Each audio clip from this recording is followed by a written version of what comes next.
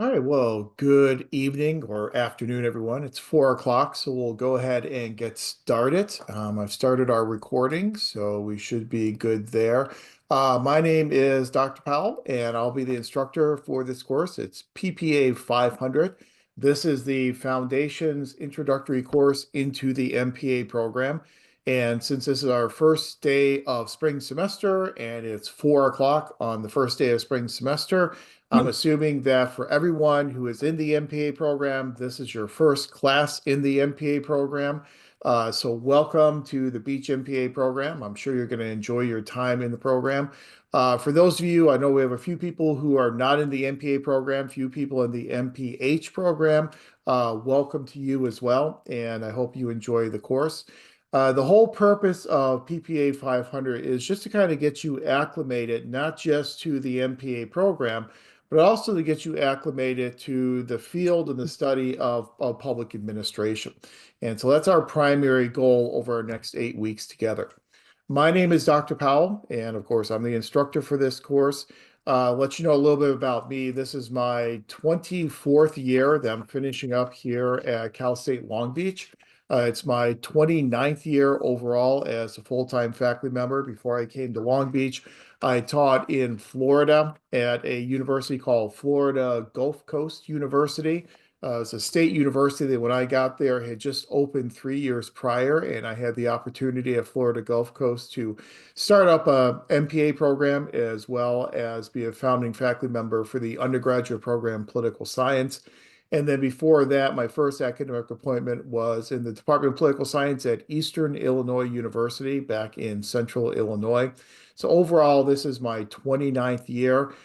This 500 course is a course that I tend to teach every fall and every spring semester, and I've been doing that now for probably about 20 years here in this program.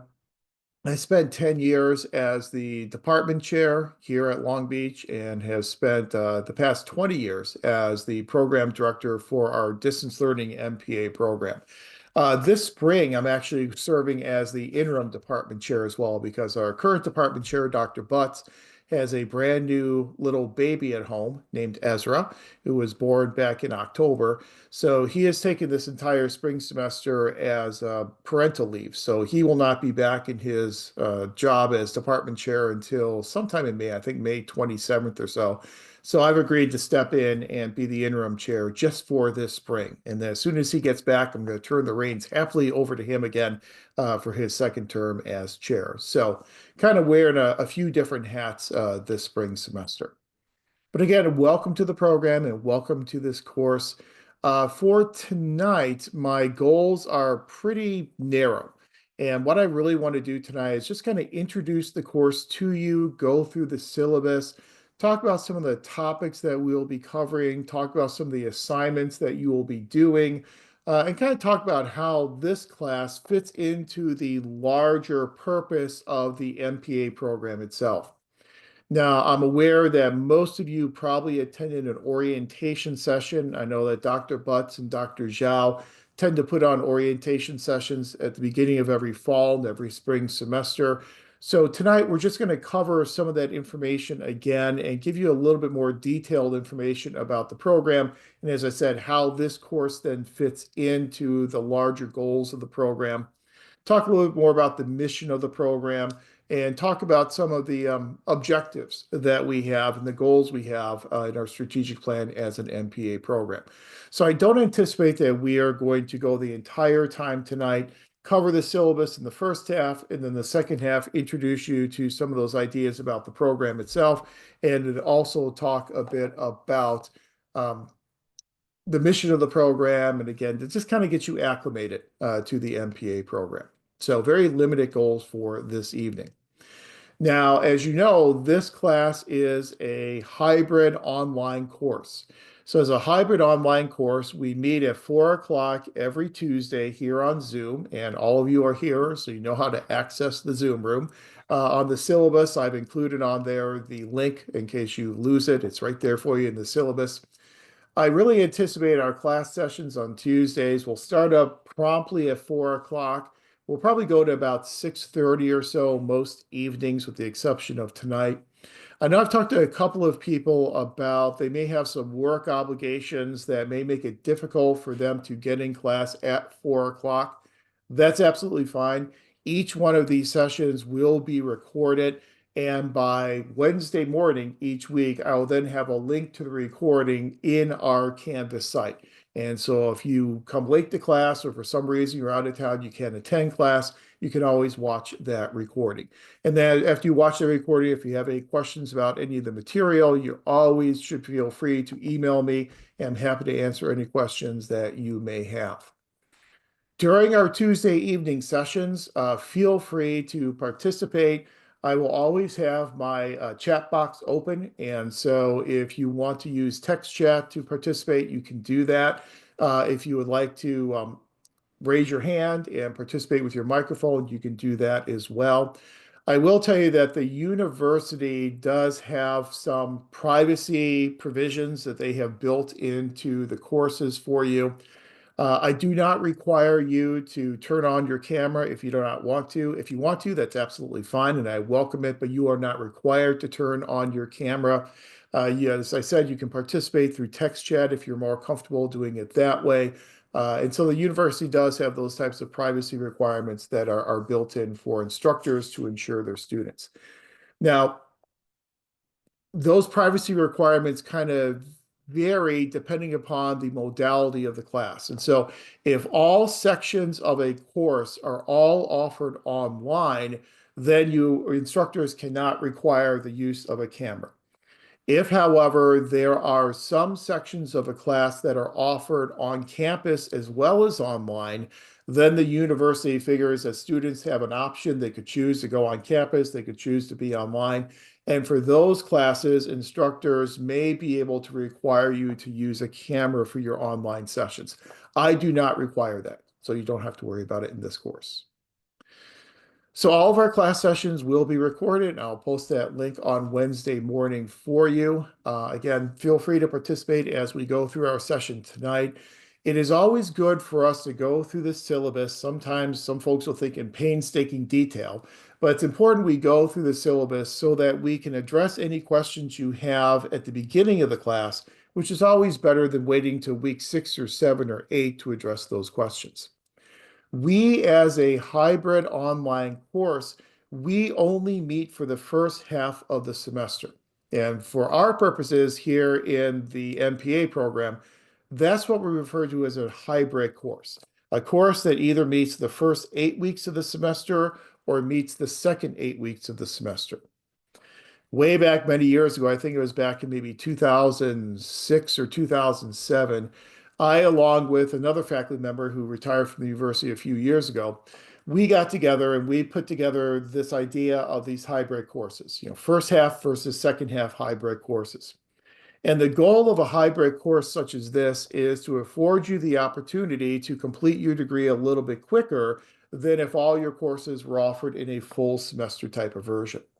So the goal is that in our schedule every semester, and Dr. Butts has been doing the schedule for the past 3 years, but the goal is in that schedule, we will have some courses that are offered in the first 8 weeks, like this one, and some courses offered in the second 8 weeks. So you can kind of stack your classes, get 2 courses done in the time it would normally take you to do one class.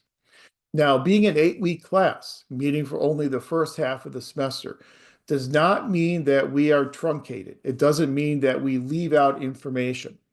We still cover all the same topics and all the same concepts that you would normally cover in a full 15, 16-week course. We just do it on a little bit more of an accelerated schedule. So some of the topics you might spend 2 weeks on in a full semester course, we will spend 1 week on those topics. And so we are accelerated, we are not truncated. So you get everything you would have gotten in a normal 16-week type of semester. But just be aware of that. Once we hit March 11th, then we are done, final assessments turned in, and you can then move onward and upward with the remainder of your spring semester. Now, let's go through the syllabus. We know our meeting dates beginning tonight and then meeting every Tuesday through March 4th.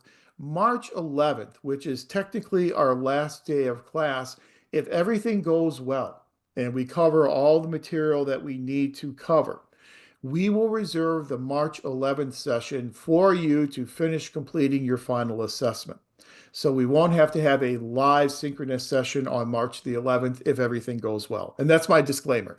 If everything goes well and we cover all of the information that we need to cover. The final assessment I'll talk about in just a few minutes, but I call it an assessment because it's not an exam. It's not something that you have to do in a timed environment. It's something that you'll have 2 weeks to work on leading up to that due date on March the 11th. So I'm looking at right now us meeting tonight, the 28th, February 4th, February 11th, February 18th, February 25th, and then our final synchronous session on Tuesdays will be then scheduled for March the 4th.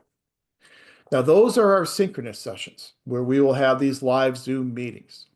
In addition to that, there is also an asynchronous component to this course. And not to give you too much inside baseball about the way courses work with Carnegie requirements, but there are Carnegie hour requirements that we have to abide by as a Carnegie designated university, which means that there are a minimum number of contact hours that we have to have in each course. Since we only meet for half of the semester, we augment our Tuesday evening live Zoom sessions with asynchronous discussion board assignments. So you will have a total of 5 graded, what I call Canvas essays, where throughout that week, when the assignment is assigned, you will then go onto Canvas, go into the discussion area on Canvas, and then respond to my prompt that I provided there, and then also provide responses to 2 of your classmates. Those Canvas essays and those responses to your classmates that you're doing on kind of almost a weekly basis, there are only 5 of them, but almost a weekly basis, those you can do at any time throughout the week that you want. They are due by the following Tuesday. And I'll show you as we go through the syllabus, I have all the due dates laid out in the syllabus. But the only time you have to be in front of your computer for a live session will be 4 o'clock on Tuesdays. So that's another part of this hybrid type of formation of a class. We not only have the synchronous Tuesday sessions, we also have those asynchronous discussion board posts. My contact information is also listed there, as you can see on the syllabus. I would say do not call me, email me. I am much better responding to email than I am responding to voicemails.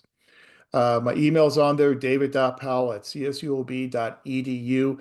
That is a normal convention for emails for instructors. And so it'll be first name, period, second name, last name at csulb.edu. And that's the normal email convention that we use. So if you have a class with Ed Martin, it would be edward.martin@csulb.edu. So if you have any questions or need any clarifications, always feel free to email me at that email. I do have office hours, but my office hours are going to continue to be virtual this semester. So if there's something that cannot be handled through an email, which is really rare, but if that does happen and you want to schedule a Zoom meeting with me, we can always do that.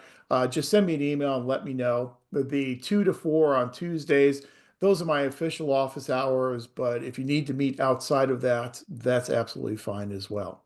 The university has an office hours policy that pretty much requires that office hours follow the modality of the course.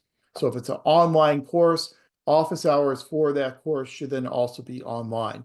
If it's an on-campus course, then office hours should be held at an online, on-campus physical location. Since we're an online course, our office hours then will be conducted online. Okay, let's go through the syllabus and I hope you've had a chance to take a look at it. I've had the site, the Canvas site open for a while now, so I hope you've had a chance to poke around on that Canvas site and take a look at the syllabus. I'm not going to go through every single detail and every single word on the syllabus. I just want to make sure that we're all kind of on the same page with what we are doing, why we are doing it, how we are doing it, when we are doing it. So this is the introductory course into the MPA program. So our primary goal in this course is to introduce you not only to the MPA program, but introduce you to the study of public administration. We realized several years ago as a faculty that the older version of PPA 500, while introducing you to the field of public administration, really failed to put public administration within the context of American government. And we have students coming into this program from a variety of different backgrounds, academic backgrounds, different work experiences. And for some folks, it's been many, many years since they have taken an American government course at the undergraduate level. So another point of emphasis that we will make in this class, and we'll spend time doing this next week, is to talk about the foundations and principles of American government, deliberative democracy, and how public administration fits within deliberative democracy and our system of American government. We will talk about issues such as the theories of public administration, how we study public administration. We'll talk about intergovernmental relations. We'll talk about how you manage personnel, human resources. We'll talk about how you construct and manage budgets. We'll talk about how policies are formulated and implemented, how programs are evaluated. We'll talk about accountability and ethics. We have a whole week set aside for accountability and ethics, and highlight why accountability and ethical standards are different in the public and nonprofit sectors as opposed to what they look like in the private sector. We'll talk about civil service, and we'll compare civil service employment to at-will employment. And if you're keeping up with any of the news, you know that yesterday, President Trump, right after his inauguration, issued many executive orders. And one of those executive orders that he issued is an executive order called Schedule F, which is kind of a redo of what he did in his, or attempted to do in his first term. President Biden then undid it, and now President Trump is going to try and do it again. Schedule F kind of blurs some of the lines between civil service employment and at-will employment. And we'll talk about how in the public sector, we tend to be civil service employees. In the private sector, you tend to be at-will employees. And then we'll talk about what Schedule F may mean for moving forward in civil service public employment. We will do a lot on the differences between the two sectors, public versus private, because as you'll see later on tonight, as a NASPA accredited program, one of the competencies that you will receive in the program, one of the skills you'll receive, is the ability to articulate a public sector perspective, to really understand and articulate the major differences between public and private sectors. And so we have an entire week that we'll devote to talking about those public and private sector differences. I've already talked to you about the nature of the course, so you know we are meeting on Tuesdays at 4 p.m. here in Zoom. The course organization, I'm really big on scaffolding. And scaffolding is an approach where each new topic builds on the prior topic. And so each week we'll kind of, put building blocks in place for then the discussion that we're going to have in a future week. Now, textbooks. We have two textbooks that are required for this course. The first one is Don Kettle's Politics of the Administrative Process. Now, there is a new version of Kettle. It's 2024. I am not all that interested in the version, so if you want to use the 2021, that's fine. The main difference between the 2024 and 2021 editions is the 2024 edition includes an additional chapter looking at the aftermath of COVID that obviously the 2021 edition lacks. But you can use either of those editions that you want to. And then the second textbook is the Shafritz and Hyde et al. Classics of Public Administration. The Classics of Public Administration really is a collection of some of these classical articles in the field of public administration, because we will spend time looking at the theories of how we study public administration and how those theories have evolved and changed over time. So the Shafritz collection of these classical articles will afford you the opportunity to read these articles yourself and to form your own opinions and perspectives on those articles, rather than just having to listen to me tell you what I think those authors and those articles say. Now, we are enrolled in D1, what we used to be called D1DA. I guess now it's called D1TA, Day 1 Digital Access, or what's now known as Day 1 Textbook Access. As of this spring, every course across the university is automatically enrolled in day one digital access by default. In the past, what would happen is as an instructor, I would go into the bookstore website, and as I order my textbooks for the upcoming semester, I would be prompted whether or not to include the course in day one digital access. That no longer happens. Now every course is automatically enrolled. So you, as students in this course, you are automatically enrolled in day one digital access. That means, and I'll show you when we get to our Canvas site, there is a link on the Canvas site that's called My Textbook Hub. It's on the left side of our Canvas site. If you click on that link, you will then have access to digital versions of both of those textbooks. And so you have access to those textbooks in digital version from this very first day of the course. If you would prefer to get the materials on your own, maybe you can get them cheaper someplace else, or you want to get, a physical copy or whatever the case may be, you don't want to be charged for the day one digital access. The opt-out date is February the 3rd. And so when you go into My Textbook Hub, you'll see that you are opted in automatically to this program with those two textbooks. You can click the opt-out button. If you do that by February 3rd, you can opt out of the program and you will not be charged on your student account for those digital materials. If you prefer, you can always send an email, and I'll put the email in our text chat.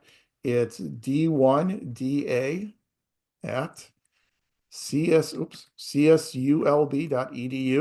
d1da at csulb.edu.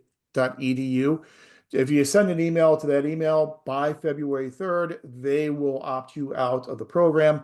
The cost that will then be applied to your account if you do not opt out is, I believe, $250 if you're a full-time student, or $165 if you are a part-time student. Full-time student at the graduate level, at the master's level, means 8 credit units. So if you're enrolled in 8 credit units or more, the university will consider you to be a full-time student. So that's the equivalent of 3 MPA classes. So if you're enrolled in 3 classes, you're considered a full-time student. If you're enrolled in 2 courses, you'll be considered a part-time student. But if you want to avoid those fees and you want to get the materials on your own, do make sure to opt out no later than February 3rd. The university tends to really be a stickler when it comes to that deadline, and there are very few reasons why you can opt out after the deadline. You will get multiple emails from the university as we get closer to that February 3rd deadline to remind you to opt out if you would like to opt out. But we are part of the D1DA program for this course, and I guess for all of your other courses in the MPA program as well. That is a new change the university has made beginning this semester. Any questions about the textbooks or about the D1DA program?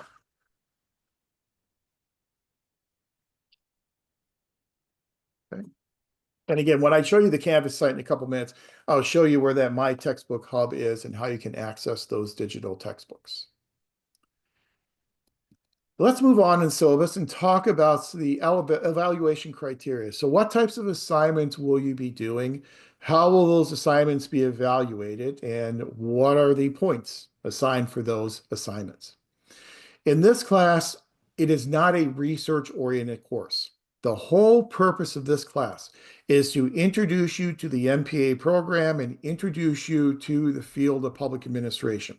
So you're not going to be doing a whole lot of research. This is very much an overview of the field of public administration. So as such, we really do not have quote unquote research assignments. You'll see I have lists on the syllabus there for you. An initial skills self-assessment that's worth 5 points.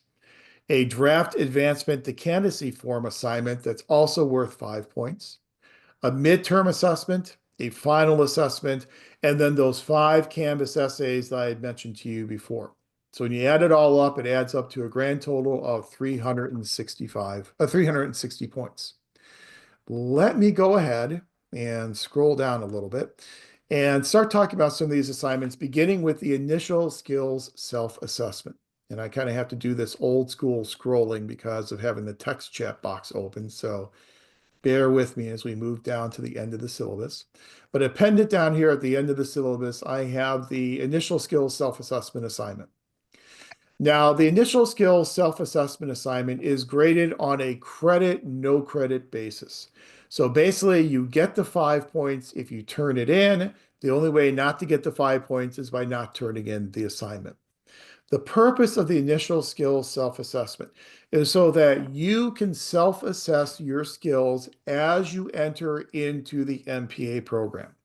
So the initial skills self-assessment is part of our student learning outcomes assessment system. This is a system that my first time as chair back in 2007, we put in place so that we can learn better what you are learning in the program. And so it allows us to respond to NASPA whenever NASPA comes back to us and says, how do you know that your students are acquiring these competencies that they need to acquire? Well, this is how we know it, because we have this rigorous assessment process in place. So the initial skills self-assessment is the first part of that student learning outcomes assessment process. There are 3 parts to the initial skills self-assessment. Part 1 is just very easy in that it won't take you very long to do, in that you are just providing an ordinal ranking for how much you know about all these different areas in the field of public administration, such as budgeting and financial management, decision-making, ethics, oral communications, organization behavior, human resource management, policy analysis, problem solving, research and statistics, teamwork, and written communications. So for each one of those skills, you will then use this scale of 1 to 5 to indicate how much you feel you already know in those different areas. 1 would indicate that you really don't know anything at all about that area or have no experience at all in that area. A 5 would indicate that you have a great deal of experience or a great deal of knowledge about that area. So you just pick 1 through 5 in the type of Likert ordinal scale. So it should be very quick and easy to do.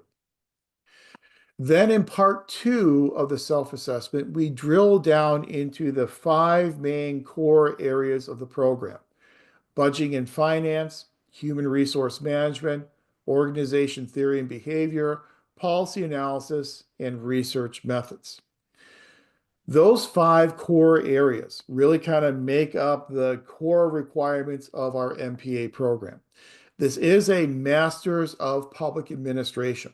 It can be kind of awkward sometimes in that we are a Master of Public Administration degree. We are located in a department referred to as the Graduate Center for Public Policy and Administration. But we are definitely an MPA as opposed to an MPP, Master of Public Policy program. We are public administration. So as such, our primary focus are on these discrete skills that are necessary to be effective leaders and managers in public and nonprofit organizations. So that's why we focus on those 5 here in part 2 of the assessment. So here we're just asking that you discuss your experience in each of these 5 areas. So how much experience you have in public budgeting and finance? How much do you have in terms of managing personnel and human resources? 1 to 2 sentences for each of these 5 areas certainly will be sufficient.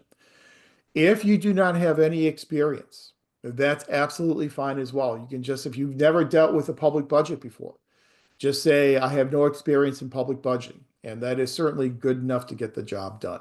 So 1 or 2 sentences for each one of those 5 areas. Then in part 3, we're giving you a little bit more flexibility in terms of how you respond here. Please discuss your reasons for pursuing the MPA degree and what specific skills you hope to acquire in the MPA program. So just a paragraph here giving us an idea of why you're in the MPA program. For those of you who are not currently enrolled in the MPA program, if you're in the MPH program, just change it to MPH and tell us why you were in the MPH degree and what you hope to acquire in the MPH degree. So just tailor it to whatever degree program you are currently in. And that's what we call our initial skills self-assessment. Any questions about the initial skills self-assessment?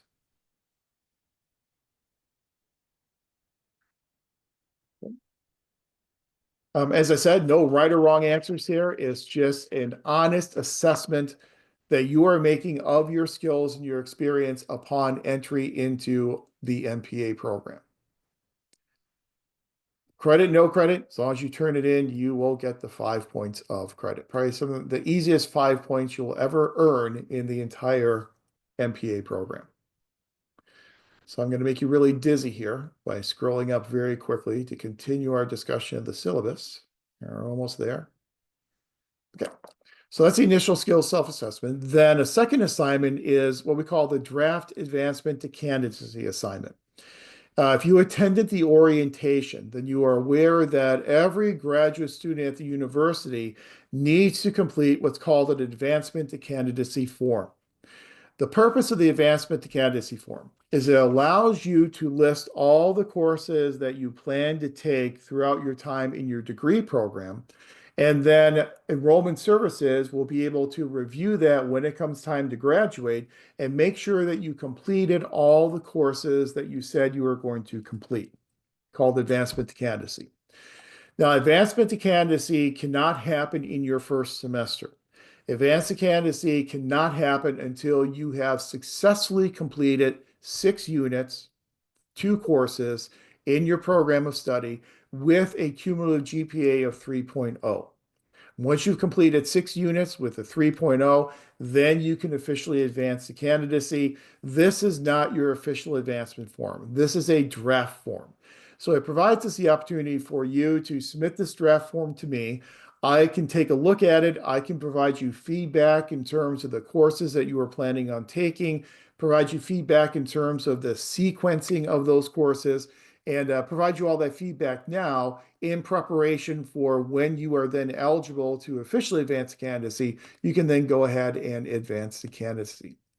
I see Jacob asking a question. What if we already did our advanced candidacy form and turned it in? Use that form and do another form. If you have already turned in your advancement to candidacy form, you do not have to do this draft advancement to candidacy form assignment. Just send me an email and just say, I've already done it, and then I will give you credit for the assignment.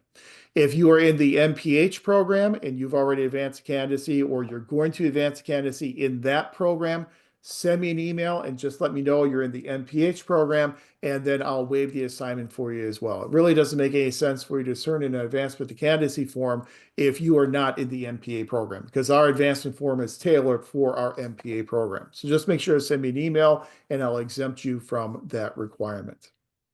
So good question. Let me really quickly stop the share here of our syllabus, and let me share out the advancement form, if I have it here, hopefully. It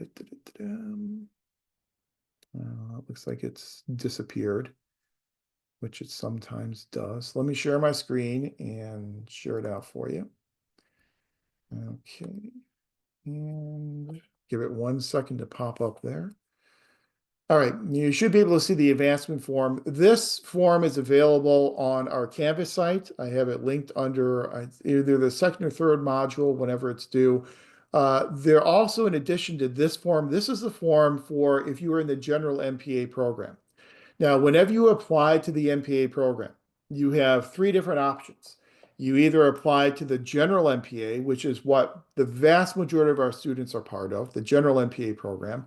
I did notice on the roster we have, I think, 2 or 3 people who are in the urban affairs option. So that was the second option. And then the third option was the public works option. I don't think we have anyone in the public works option here in this class. This form is for the general MPA program. If you are in the urban affairs option, I also have the urban affairs form up on the Canvas site as well. So that's a different form that you'll then be submitting as your draft advancement form. But let's just look at the general one because that's what applies to most folks in the class. Just your basic information at the top. You're all probably, the vast majority of you were admitted here in spring 2025. So that's your admit term. Advancement term, again, you cannot advance until at least your second semester in the program. So chances are the advancement term will be, I'm assuming, probably fall of 2025. Then in order to actually advance to candidacy, and this isn't the actual advancement, this is just a draft, but in order to actually advance to candidacy when that time comes, you have these 4 requirements that you have to meet before you can advance. The first one is to meet the GWAR, the Graduate Writing Assessment Requirement. If you've graduated from a regionally accredited university, which I know everybody has, then you've probably already met that requirement. So you don't have to worry much about that one. The second one is to achieve a minimum GPA of 3.0 in all graduate work completed at CSULB or any transfer credits that you have brought in. Now, if you're in your first semester in the program, obviously you haven't completed any units yet, so you're not ready to advance, but you will have to have 6 units done with a grade of 3.0 or higher. So that's a grade of B or better in those 6 units, the requirement. And then the fourth requirement is the completion of the orientation. And so if you attended the orientation that was put on by Dr. Butts and Dr. Zhao, just put the date that you attended that. If for some reason you were not able to attend that orientation, you can use tonight's date because tonight we're going to go through some of those program requirements, some of the information that was covered at the orientation. So you can just put in January, what is it, 21st, 2025 as your date of completion of the orientation requirement. Then the next section, you'll see all of your core courses. As you know, you probably know this from the orientation. You have essentially it's 24 units of required courses. You have this foundations course, you have budgeting, HR, org theory, policy, research methods, and then there are 2 sections that are required of directed research. Directed research consists of completing a series of 5 case studies, 1 case study in each of the core areas of budgeting, HR, org theory, policy, and research methods. We have you complete 2 sections, so a grand total of 6 units, because we have found in the past that hardly anyone got all 5 cases done in 1 semester. It usually takes at least 2 semesters to get through all 5 of those cases. That's why we require 6 units, 2 3-unit sections of 697. Now, for 697, you can take all 6 units in the same semester if you want. You can break it up and do 3 units in 1 semester, 3 units in another semester. Whatever works for your schedule, whatever you're comfortable with, that's absolutely fine. But one really important rule here is before you can enroll in 697, 697 is by permit only, which means that when you are ready to enroll in 697, you would have to contact the office, Kathy Allen, and she would then provide you a permit that would allow you to register in directed research. The reason for that is before you can enroll in directed research, you must have completed all of your other core courses. Now, not electives. You can take electives at the same time that you're doing 697. But before you enroll in 697, you have to have all your core courses done. So 500, 555, 577, 660, 670, and 696 all must be completed before you get the permit to enroll in directed research. So as you're filling out this draft form, make sure that when you're filling out the semester you plan on taking these courses, that directed research occurs in a semester after all the other core courses have already been listed. So make sure it occurs a semester after you've completed all of your core courses. So in filling this out, you just give me what semester and year you think you're going to be registering for those courses. You're not held to anything here. It's just a draft form. You obviously don't have any grades yet, so you can just leave the grade column blank. Then in the general MPA program, you have 5 electives that you will also need to take to round out your 39-unit requirement for the degree. So list for me the 5 elective courses that you plan on taking and the semester and year in which you plan on taking those courses. So this is just kind of your degree planner is what it is. Then you'll see there's an internship section. The program requires that if you do not have at least 1 year of administrative experience, you'll be required to complete an internship. The internship course is called PPA 585. I think most people these days, when they come in the program, have a year of experience. And so if you have a year of administrative experience, just check the waiver box and then list on the line where you are employed. That will then, once you do advanced candidacy the next semester, that will then waive that requirement for you. If you do not have 1 year of administrative experience, then you'll check the PPA 585 internship box. And then what I would recommend is perhaps sometime later this semester, maybe around March or so, you'll want to have a discussion with Dr. Zhao about internship placement. And Dr. Butts has put together a lot of great internship placement programs. I know he has programs with the city of La Palma, program with the city of Seal Beach, where they will provide you with an unpaid internship to allow you to meet that internship requirement. But for our purposes now, for the draft form, all you have to do, if you don't have the year, just check internship box. And then, as I said, talk to Dr. Zhao perhaps sometime in March or so and start thinking about where you might want to do your internship. And that's it. That's the draft advancement form. The only purpose here is so I can see what elective courses you plan on taking, give you some feedback, because some courses, you can take courses outside the MPA program as your electives. You are allowed to do that. You don't have to just stay with PPA courses. However, it can kind of get tricky sometimes if you try and take an elective course in another department and that department has impacted status. Impacted status means that they are so full of students that they only open their courses up to students enrolled in their program. And so, say for instance, you want to take a course in, I'm just making up now, healthcare administration. And if healthcare administration is impacted, they're going to tell you no, and they're not going to let you enroll in that course. So whenever you're thinking about what electives to take, it's good for me to take a look at them because I kind of have an idea which programs allow our students in, which programs are closed. I can give you some advice on that. But you're certainly welcome to take all 5-year electives within the MPA program. And if you do that, certainly you're going to have a much easier time and much better time getting into those courses. Really great question from Alexis. And that question is, would the internship units count as elective units? Unfortunately, they do not. So the 3 units for PPA 585 will be in addition to your 39 unit requirement. And the reason for that is our NASPA accreditation. That's one of the rules of accreditation is that internships cannot count toward the units for your degree program. So that would be in addition to your 39 units. So that is a draft advancement form. Again, if you are in the urban affairs, we're not going to go through it here, but that form is linked up on our Canvas site. Really, the primary difference is that if you're in the urban affairs option, you'll have one additional required course, and that is PPA 610 Seminar in Urban Affairs.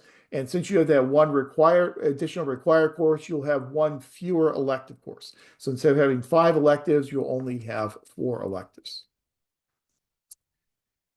But again, this is just to allow me to give you some feedback so that once you are done with this class, you move into the next semester and you're ready to officially advance a candidacy, you will be all set and ready to do it. So let me go back and pull up our syllabus.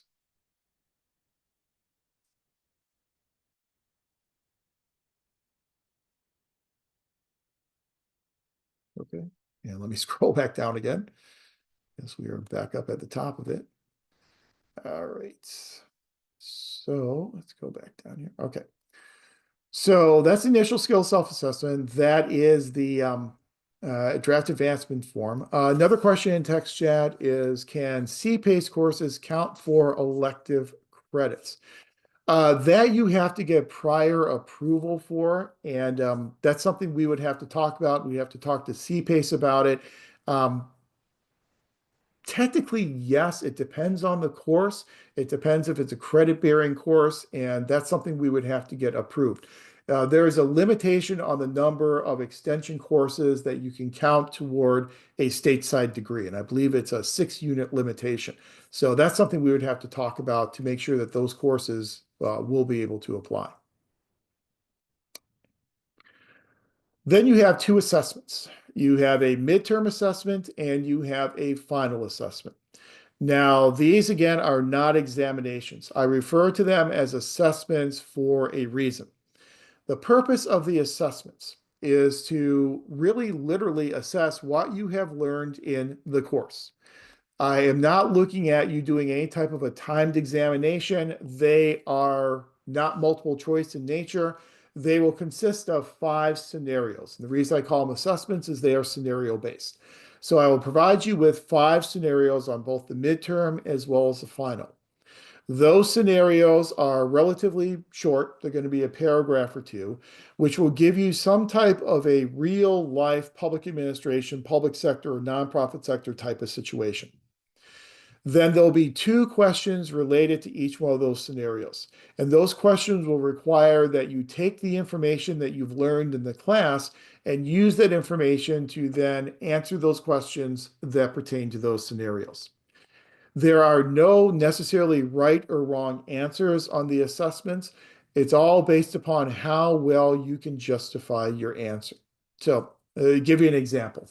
I usually have an assessment, a question or a scenario on the midterm assessment looking at accountability and ethics.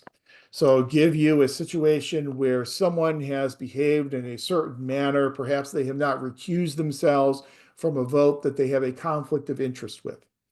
So one of the questions may ask you to, given this situation, which of the American Society for Public Administration ethical principles were violated by this individual in this situation and why?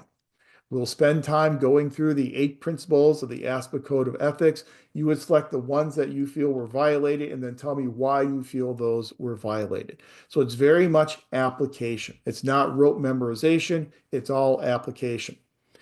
I will make the assessments available on our Canvas site at least 2 weeks before they are due. You'll then have 2 weeks to complete the assessments. You can use anything at your disposal. You can use the notes from the class. You can rewatch our class session videos. You can use the textbook. All that information is available to you. So you don't have to do any memorization to successfully complete these assessments. And the reason for that is because we are not only an academic program, but we're also a professional program. And so the goal of this program is to prepare you to be effective leaders and managers in the public and nonprofit sectors. I don't know how often, as a leader or manager in the public or nonprofit sector, you're going to have to pull something out of your memory and know a specific year that an act was passed or a specific provision in the APA. I just don't think that really happens very often. You're going to have time to research, you're going to have time to think about it, to construct memos. And so I think it's more about critical analysis than it is rote memorization. So those we call our midterm and our final assessments. 5 scenarios, 2 questions for each scenario. So a grand total of 10 questions on each of the assessments. Each question worth 10 points for a total of 100 points for the midterm as well as the final. And as I said, you'll have 2 weeks to complete each one of those assessments. So nothing done timed in class. And then you have your Canvas essays. We have 5 graded Canvas essays, each one worth 30 points for a total of 150 points for those Canvas essays. Now, in terms of those Canvas essays, what you'll be doing is for each one of those, you'll be responding to the prompt that I provide. I've got all the prompts listed here in the syllabus. We'll look at those in a second. But for the prompt I provide, you'll be responding to that prompt. Usually 2 or 3 paragraph response will certainly be good enough to get the job done. We are a program of public administration, which means we very much believe in parsimony. Be as concise as you can be, provide the information you need to provide without doing too much. You know, Ronald Reagan was always very famous when he was in office for telling people that provide me a memo that is less than 1 page long.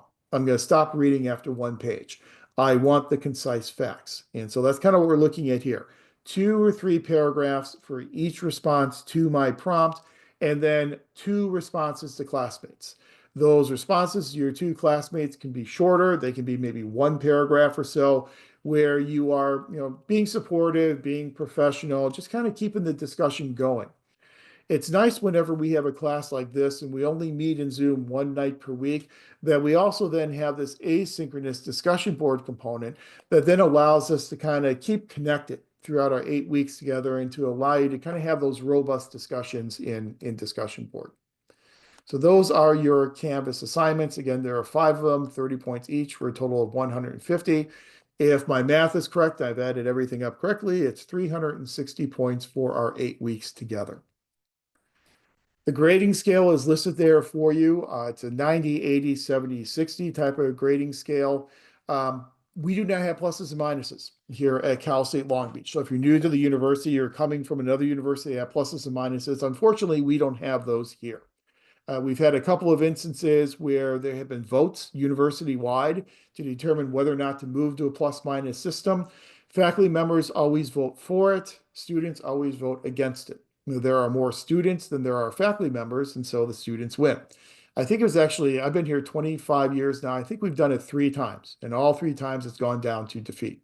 So we do not have pluses and minuses.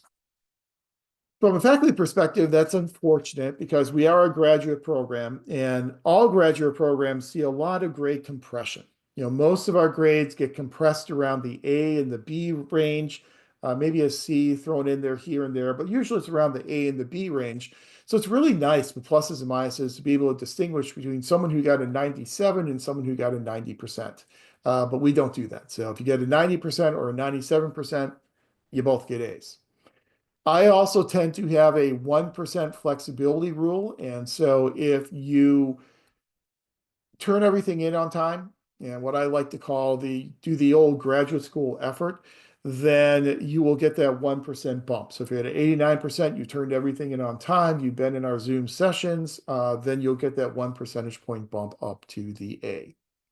So that's what our grading scale looks like. I've got grading rubrics, but you can read through those on your own. Let me scroll down a little bit. Canvas essays, I've already told you about those. Initial skill self-assessment, told you about that as well. In a couple minutes, when we get to the bottom of the syllabus, I'll show you what the discussion board, the Canvas essay postings look like, but we'll do that in just a second. So now the course schedule. So what are we going to discuss and when are we going to discuss it? Tonight, obviously, is course introduction and review. So we're going over the syllabus tonight. I have some brief slides giving you a program introduction and then another set of slides talking about the mission of the program and some of the public service values that underlie that mission and the goals of the program. So just kind of a brief introduction for tonight's class. Then next week, we'll get into our substantive discussion of the foundations of American democracy. And we'll talk about how American democracy, the institution, the culture, the practices of American democracy really do form the underpinnings of our system of public administration. We'll read some of those founding documents that you've probably read before in some other courses, the Articles of Confederation, the Constitution, and again, those are provided for you on our Canvas site. I also have Federalist Papers up there. There are 85 of them, and I'm not going to require that you read 85 Federalist Papers. I have selected 3 of those to include on our Canvas site. So the 3 that I've included, number 10, number 39, and number 51. The 2 we will really focus on next week are Federalist Papers 10 and 39. 10 because it talks about factions and talks about some of the conflict that's inherent in an American democracy, that same type of conflict that is inherent within public administration and public policy. And then Federalist Paper number 39, also by Madison, that really lays out for us what the Constitution was all about and how our system of government is not a national system, nor is it a federal system. Because of our system of federalism, it's really an amalgam of both. It really is very much a compromise between national power and state power. So Articles of Confederation, the Constitution, and those Federalist Papers, that's reading that you'll want to do before we get together again next Tuesday. That will inform our discussion next Tuesday. I do ask that you will complete an introductory post in Canvas. And so I told you we have 5 graded Canvas essays. There's also an introductory post that is ungraded. And it's just a way in which you can introduce yourself to me and to the rest of the members of the class. Share whatever you're comfortable sharing, who you are, why you're in the program, maybe what you do for a living. Just share what you're comfortable sharing. And put that in an introductory post just so we can kind of get to know each other a little bit better. But again, that is not graded. That's just so that we can introduce ourselves to each other. Then in week 3, we have a guest who will be coming in, and that guest is Kelly Janicek. And Kelly Janicek is a university librarian. She is the librarian for the discipline of public administration and political science, and I think a handful of others. But she is kind of an expert, not kind of, she is an expert in doing public administration research using the databases and the resources at the library. So if you are new to Cal State Long Beach and you haven't used the university library before, you will be using it a lot, not necessarily in this class, but in your future courses in the program. And Kelly will give you a great introduction in terms of how to do searches that really focus on issues of import to public administration. So she'll take you through all the different databases, go through Boolean searches, and really give you a nice introduction to the university library. So she'll be with us on February 4th for the first half of our Zoom session. And then she usually goes about an hour and a half or so. And then the second half of the session, I will talk to you a little bit about the basics of ethics and accountability in the public sector. I'll introduce you to the American Society for Public Administration Code of Ethics. We will talk about how ethical principles differ between the public sector and the private sector. You've got chapter 1 in the Kettle book. There's an article then in the Classics book by Bennington and Moore. And we'll talk about the due dates for the assignments in just a second. So we'll get to that a little bit later. Then week 4, February 11th, we'll talk about the differences between public and private sector organizations. We'll talk about the big so what question of, well, what does it mean that they are different? What's the practical implication of that for us as public administrators? We'll talk about the size and scope of governmental organizations. You'll see your readings then for that week. The one article from the Classics text is by Graham Allison, looking at public and private organizations and asking a fundamental question. Are public and private sectors alike in all unimportant respects? And I think he makes a really compelling argument for here are the similarities, here are the differences, and then ask that big question of, well, so what? If they're similar, if they are different, what does that mean for what we do in public administration? So that's a reading that comes out of your classics textbook. Then February 18th, week 5, we'll get into the real heart of the matter, which is what is the discipline of public administration? We'll first talk about what is a discipline and how we know what an academic discipline is. Then we'll decide whether or not public administration qualifies as an academic discipline. And if it does qualify as an academic discipline, all academic disciplines develop their own theories for how they study phenomena. So what are some of the theories that we have developed in the discipline of public administration to study public administration phenomena? So we'll talk about those theories, and I'll take you through the evolution, the development of public administration theory, beginning in the late 1800s to the current point in time, and kind of highlight some of the major schools of thought that have developed throughout that evolution. Then you see your readings from Kettle as well as from the classics textbook. Then in addition, if time permits, we'll get into a discussion of policymaking and the relationship between policy and administration.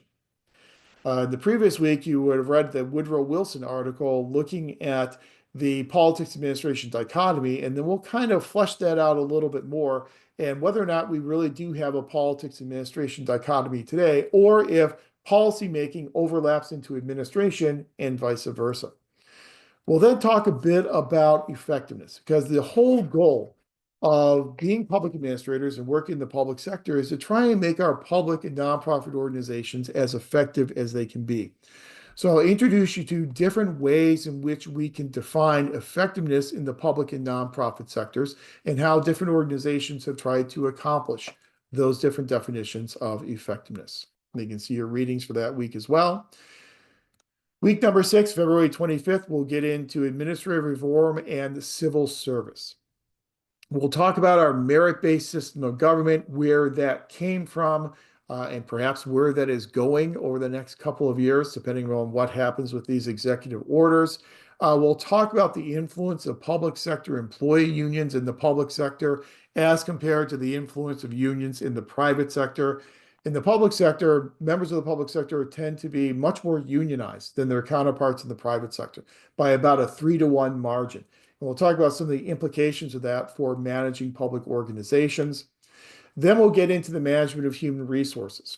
And we'll talk about how we manage human resources, certain skills that you need in order to manage human resources, and provide you with a really good foreshadowing of some of the information that you will get in your PPA 577 Human Resource Management course. Then in week 7, on March 4th, we will get into the management of fiscal resources. When we talk about the management of fiscal resources, this will give you a foreshadowing of what you'll get in PPA 555, public budgeting and finance, because management of fiscal resources is another function that public administrators engage in. And then if time permits, we'll then talk a bit about performance measurement and the different ways we measure performance in the public sector. As I said, week 8, our final week, hopefully we'll be able to not have a live Zoom session. And I can just give you that time to put the finishing touches on your final assessment. So that's what our schedule is looking like. I do reserve the right to make slight changes here and there. So if we're running long on information, we may have to move a topic from one week to the next, but we'll just kind of see how we proceed with our discussions each Tuesday night. And we'll kind of make those changes on the fly if necessary. For your one-stop shopping, I've also provided you with the due dates for each one of the assignments you'll be doing in this course.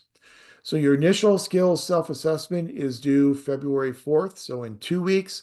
Your draft advancement to candidacy form is due in 3 weeks on February the 11th. And again, if you've already done it, or if you are not in the NPA program, just send me an email before then, and I'll go ahead and be happy to waive the assignment for you. Your midterm assessment due by February the 25th, and your final assessment due by March the 11th. All of our Zoom sessions then are listed there. Again, we probably won't have a Zoom session on March 11th, but we'll see how we proceed. And then the due dates for each one of your Canvas essays. And so your introductory post, I would ask that you have done by January 28th. Again, just a really brief introduction to who you are and why you are here. And then each of the due dates for your 5 graded Canvas essays, February 4th, February 11th, February 18th, February 25th, and March 4th. Now, the one thing I would ask that you consider is as you are doing these Canvas essays, remember you're going to be providing an initial response to my prompt and then responding to 2 of your classmates' posts. I would recommend, if you can, to do your initial post a little bit earlier in the week so that we all have something to respond to. If we all wait until February 4th to post our initial post for Canvas essay number 1, everyone's going to be scrambling at the last second before class to try and get their responses to 2 classmates done. So if you can do your initial post a little bit earlier in the week, that usually works better for the flow of our discussions. Another note here is whenever I have due dates on here, those assignments are due on that day no later than midnight. So 11:59 and 59 seconds p.m. That's the time at which it's due on that due date. So by midnight. I've also included here for you a little insight into what your discussion board or Canvas essay assignments are going to look like. And Canvas essay and discussion board, I kind of use those terms interchangeably with each other. Sometimes I'll call it a Canvas essay, sometimes I call it discussion board. It's the same thing. But your first Canvas essay assignment asks you to respond to the following question. Your response should be well written and thoughtful. Here I have 3 to 4 paragraphs. 2 to 3 is certainly fine. So think about anywhere from 2 to 4 in length. In Federalist Paper number 10, which we will talk about next week, Madison cautioned us against the negative effects of factions. Do you believe that America is more factionalized and divided than in the past? Provide examples to support your position. What can be done to control the effects of factions more effectively? So that one looks at Federalist number 10. Canvas essay number 2 asks you to select 3 of the principles in the American Society for Public Administration Code of Conduct, and we'll talk about those in the second half of class on February 4th, that are most challenging for your position in your organization. Explain why these principles are challenging, and as always, respond to 2 classmates.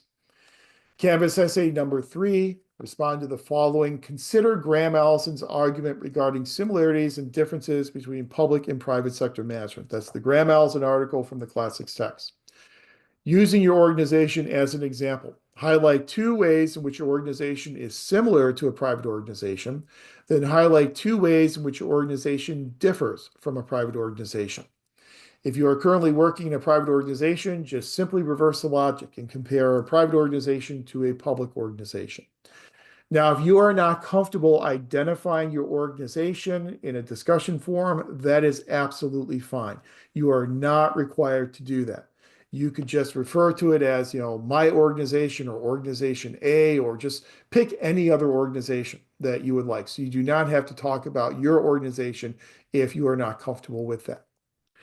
Jacob asked a great question in text, Jeff, for the Canvas essays. How many outside sources do we need to cite? There is no minimum number or no minimum expectation for external sources.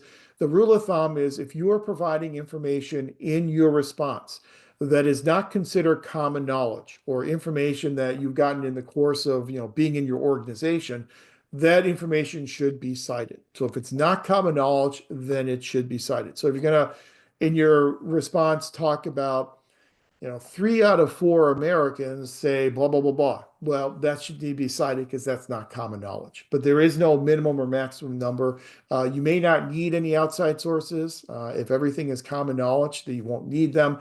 And if you are using information from the sources in this class, and so if you're talking about things from Kettle or things that I talk about in our Tuesday evening sessions, you don't have to cite those either in discussion board because we all have access to all that same information. So you don't have to cite the textbook. You don't have to cite what I say on Tuesday evenings. Then in discussion board number 4, Canvas essay number 4, respond to the following. For many years, there's been an ongoing debate whether or not public administration is actually a discipline or merely a subfield within political science.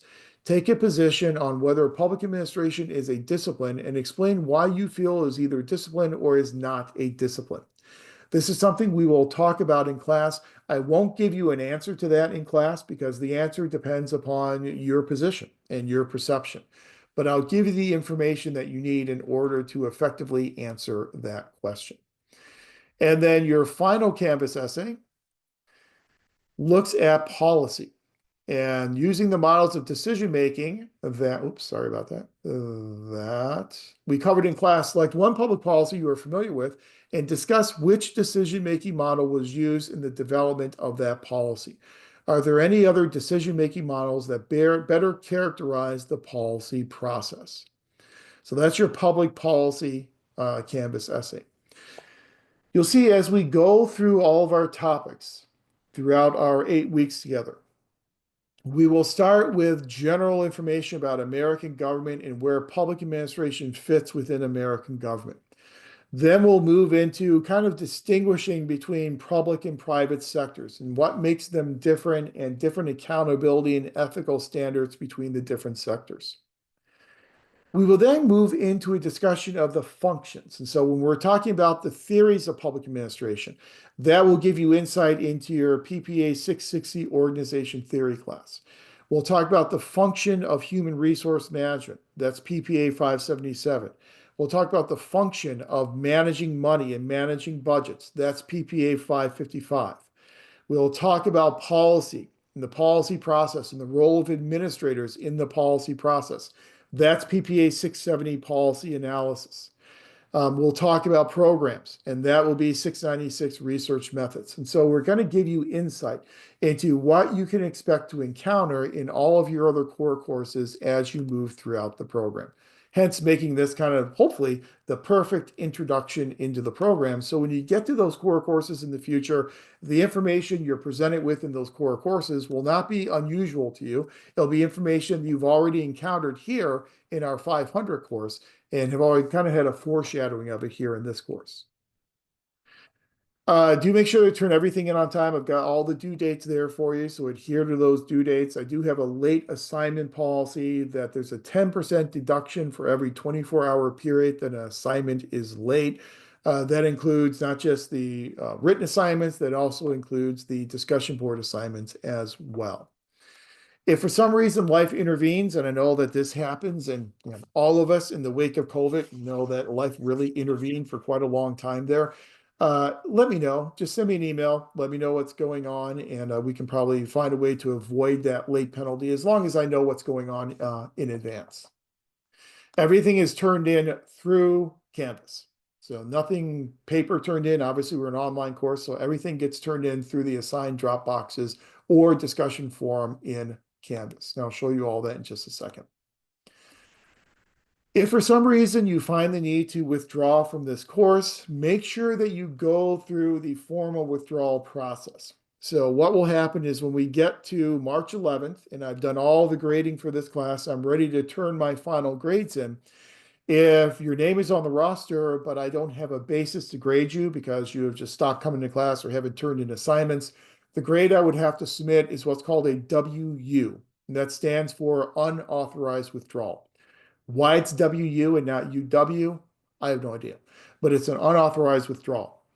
WU grades are notoriously hard to get off your transcript. I know when I was chair for 10 years and I dealt with many issues where students would come and say, I forgot to withdraw from a class. I have this WU.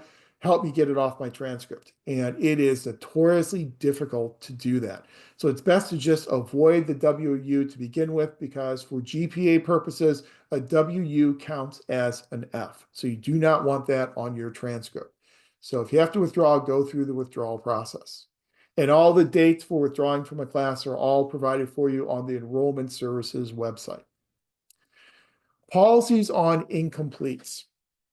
Typically, I don't do incompletes because they're kind of a slippery slope. I've had a lot of students in the past who have requested an incomplete, they've been provided with an incomplete, and then again, life happens. A year passes by, they don't finish up the incomplete, and the incomplete then turns to a WU or an F. That's a problem. So try and avoid incompletes at all costs. Now, I know I've had some students, unfortunately, who've had major illnesses or major life events. Hopefully, nothing will happen to anyone in this class, but if something catastrophic happens, reach out to me, let me know, and we'll see what we can do. You have to have completed 2/3 of the work in the class in order to be eligible for an incomplete. An incomplete will then provide you with 1 calendar year to finish up all those remaining assignments. Students with disabilities, it's BMAC now, it's not Disabled Student Services anymore. I'm an old guy, and so I still have stuff for my syllabus for Disabled Student Services. It is BMAC. It's the Bob Murphy Accessibility Center, I believe it is. If you are registered with BMAC, you'll make sure you're registered if you have a documented disability, and then they will reach out to me. They'll reach out to me with an email with the reasonable accommodations, and then I will approve that. The nice thing about this class is that there aren't really a lot of requirements for reasonable accommodation because we don't have in-class exams. That's usually the primary accommodation, and it really doesn't apply here in this course. Attendance policy at our Tuesday evening sessions, it's completely up to you. You are an adult, you're a professional.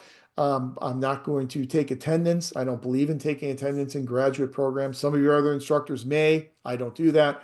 But does behoove you to be here because I cover information differently than Don Kettle does in his textbook. Don Kettle's textbook is a great textbook, but it's for background information to prepare you for our discussions on Tuesday evening. So you'll get stuff on Tuesday evening that you're not necessarily going to get from the Kettle textbook. Obviously, everyone meets the technological requirements because you are in the session tonight, so you are good to go there. I reserve the right to make changes to the syllabus. I will never move due dates up on you. The only changes I'll really ever make is, again, if we're running behind and we have to move a topic from one week to the next, those are the types of changes that we will make. And then the rest of the syllabus is essentially required syllabus statements that are required under university syllabus policy. One last thing in terms of the syllabus is the use of artificial intelligence. I know that is a major issue that institutions of higher education are struggling with. So I need to tell you that what the university has done here at Cal State Long Beach is has provided a lot of flexibility to departments in terms of determining how to deal with the use of AI. In our department, we have kind of given it over to instructors, and instructors can decide if AI is allowed to be used in their courses. We have some instructors who consider any use of AI to be academic dishonesty. So hopefully that will be in their syllabus and they'll be able to present that to you on the first night of class. Other instructors, such as myself, I think AI has a vital role to play in the future of public administration and government. And so I think we're going to be using a lot of AI in the future, so you might as well get used to it now. You may not use AI to represent yourself in the classroom. So you cannot use AI, obviously, to write assignments. You cannot use it to write discussion board posts or responses to classmates. That's kind of an easy one. You just can't do that. That would be considered academic dishonesty. However, what I have found AI to be useful for is in terms of brainstorming ideas. And so if you think about how to approach a problem or a situation, sometimes the use of AI can kind of get you started in terms of thinking creatively about ways to address that issue. So I'm not going to say AI cannot be used at all in this class. I'm saying it cannot be used to create any assignments or discussion boards or anything like that. But do be aware that different instructors will have different approaches to the use of AI in their courses. So that is basically our syllabus. So are there any questions about the syllabus?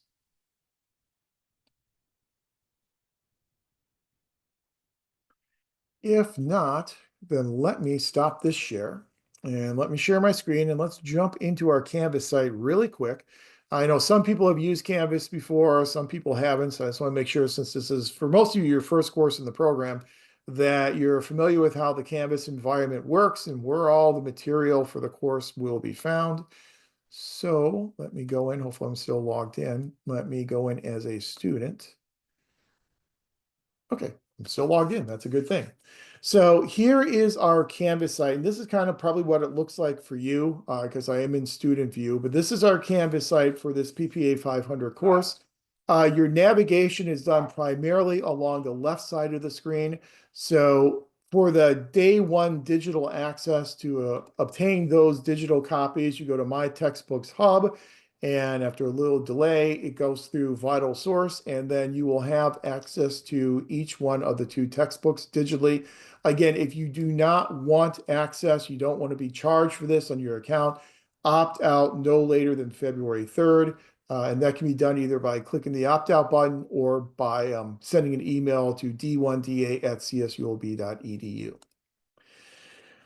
I have placed the announcement in here. You've probably already seen it. And in that announcement, I have our link here for our Canvas sites. We're going to use the same link for each one of our Tuesday sessions. So that link will not change. It's the same one you'll use throughout our 8 weeks together. Syllabus is located there. Then where you really get to the meat of the class is in the modules. And you click on modules, you'll then for each week of the course have, so for this week, you've got the syllabus there, the slides of what we will be discussing. So the program introduction slides, program mission slides. Then there is a link here for the introduction post. And so whenever you're ready to post your introduction, you click on that. Simply says, please post your introduction, click reply, type in, and hit submit. And that's how you'll be doing your replies. Let's go to week number 2. Week number 2, you see we've got our American government slides. These are the slides we'll be using in class next week. Link to the Articles of Confederation, link to the Constitution. This is a link to all 85 Federalist Papers if you are predisposed to read all of those. The ones we're going to be focusing on, I've pulled out separately, so 10, 39, and 51 with this particular emphasis on 10 and 39. Here is a link for your first Canvas essay, which is the same prompt that you saw in the syllabus. So it's the same type of thing. You just click reply in order to post your reply. And then when you are ready to submit your initial skills self-assessment, you click here, and here is the Dropbox. And all you have to do is just upload it and hit submit assignment, and you submitted your assignment. So it's all pretty user-friendly, pretty practical, but all the information is there for you. Two things you will not see yet is you won't see the midterm assessment or the final assessment. And that's because I have not yet made them available. Again, I will make them available at least 2 weeks before their due date, and then you'll have 2 weeks to work on the midterm and the final. For your advancement forms, if you're in the Urban Affairs option, there is the link for the Urban Affairs advancement form. Also, we have an additional article that I have added over the past couple of semesters, and that's this article, Grappling with the Long-Term Consequences of Slavery, a critical examination of Woodrow Wilson's effort to legitimate racial segregation. This is actually a review of a book looking at Wilson from a much more critical lens. And we'll spend a lot of time talking about Woodrow Wilson and his study of administration, because Wilson's study of administration is kind of the bedrock, the beginning of the field of public administration. It's what first told us essentially that we needed a separate discipline or a separate field looking at the study of public administration. However, we will also talk about some of the limitations of discussing Woodrow Wilson and how we have learned a lot of things about Woodrow Wilson over the past 200 years, or not quite 200, but almost 100 some years, that we have to acknowledge, in addition to acknowledging him as kind of being the grandfather of the field of public administration. And so people are complex and they can be two things at once. And that article kind of gets at that. But that is our Canvas site. Again, pretty simple, pretty straightforward. So if you have any questions about the material on the Canvas site, feel free to reach out to me and I'm happy to answer any of those questions. Now, normally what I do on our Tuesday evenings is, because I know a lot of you have worked all day and we have a 2 hour and 45-minute session. Usually we do a break. So we'll do the first half of class, take a break for about 10 minutes and do the second half of class. What I have to cover here in program introduction and the mission of the program will not take that long. So instead of taking a 10-minute break, I thought we'd go ahead and get into that information and then get you out of here early on your first night, if that's okay with everyone. So let me go ahead and share some slides out as soon as it loads. And let me start the show as soon as it starts. Okay, let's go back to the beginning. And I know many of you attended the orientation session. And so I don't want to really replicate a lot of that information, but for those of you who are not able to attend, or for those of you who would like to ask some questions about the program, I thought it's really good in our first session of 500 to go through this information. Now, if you are in the MPH program, and this information doesn't really apply to you, this is all we're going to do over the second half of class tonight. So you're free to hang around and listen to this. If you want to have an early night of it, you can certainly log out, because we're only going to be talking about information that pertains to the MPA program for people who are in the MPA program. So I leave it completely up to you whether or not you want to, as my sons would say, dip out, or if you would like to stay in for the remainder of the session. So as you know, and I'm sure as was covered in the orientation, our program is NASPA accredited. And you'll see as we go through our course together, I always tell my classes I have a favorite answer and I have a favorite question. My favorite answer is it depends. And it drives people absolutely crazy. But my favorite answer is it depends, because answers really do depend upon the situation that you find yourself in, especially in the public sector. So you'll find out that I'll say it depends a lot. It depends upon the context of the situation. My favorite question, though, is so what? And so as we cover theories and cover concepts, I am going to be asking, okay, here's the theory, here's the concept. So what? What does it mean? Why are we studying this? How does it practically help us in what we are doing in the public or the nonprofit sector? So we're going to start with that so what question here in our first night together. We're a NASPA accredited program. So what? Who cares? What does it mean? I may be a little biased because I've taken our program through 3 NASPA accreditations. I chair site visit teams to other programs that are going through accreditation. I was a NASPA commissioner for 3 years. So I may be a little biased on this, but I think it really does matter. And it matters because NASPA accreditation means that everyone who graduates from a NASPA accredited MPA program will leave that program with 5 competencies, and we'll talk about those in a few minutes. But competencies such as the ability to lead and manage effectively, the ability to articulate a public sector perspective, the ability to analyze and think critically and solve problems and make decisions, the ability to communicate with a diverse workforce and citizenry in culturally responsive ways, the ability to participate in and contribute to the policy-making process. Those are 5 competencies that if you graduate from a NASPA accredited program, you will have upon graduation.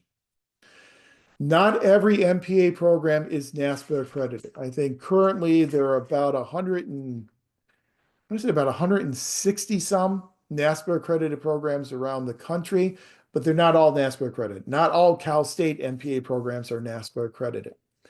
We have been NASPA accredited since 1988. NASPA began accreditation in the 1980s. So we are one of the first programs to be accredited by NASPA. We had our most recent NASPA reaccreditation visit in 2023, and Dr. Butts was our chair, and so he took us through that accreditation visit. Thank goodness I didn't have to do it again. But we got a full 7-year accreditation through 2030. So we are accredited, our distance learning program is accredited, and that is something that really means something to employers to graduate from a NASPA accredited program. One of the requirements of a NASPA accredited program is that you have at least 5 full-time nucleus faculty. We are fortunate this semester to have 7 full-time nucleus faculty. Department chair is Dr. Butts, who you probably got to meet at the orientation. He's taken his parental leave this semester, but he will be back on, I believe it's May 27th to reassume his duties as department chair. Dr. Matthews is no longer the graduate advisor. Dr. Zhao has now taken over those responsibilities because Dr. Matthews has a lot of outside grants that she is working on. So Dr. Zhao has now taken over as the graduate advisor. Dr. Matthews teaches primarily a lot of nonprofit, a lot of policy analysis types of courses. There is me. I teach primarily this 500 course. I'm also the director of the distance learning MPA program. Dr. Baber, he is on what's called the Faculty Early Retirement Program. So we call it FERP. So he's in, I believe, his second year of FERPing, which means that he has committed that he will be retiring within 3 years. So he only teaches half time. So he teaches 2 courses in the fall and 2 courses in the spring. Dr. Ed Martin, he teaches primarily our urban affairs. So if you're in the urban affairs option, you will probably most likely have Dr. Martin. He also teaches 577 human resource management. Dr. Zhao, who I mentioned before, she is our newest tenure track faculty member. She is now serving as grad advisor. She teaches policy analysis, teaches government budgeting, and also teaches some nonprofit administration. And then our newest faculty member, who is starting with us this week, actually, is Professor Richard Nkrumah. And he is currently finishing up his dissertation at the University of Nebraska. He is offering a section of 500, I think maybe a couple sections of 500, I believe a couple of sections of public budgeting as well. So we now have 7 full-time, well, most of full-time. Dr. Baber is half-time right now. So I guess 6.5 full-time nucleus faculty members. In addition to those full-time faculty members, we then also have a strong cadre of part-time instructors as well.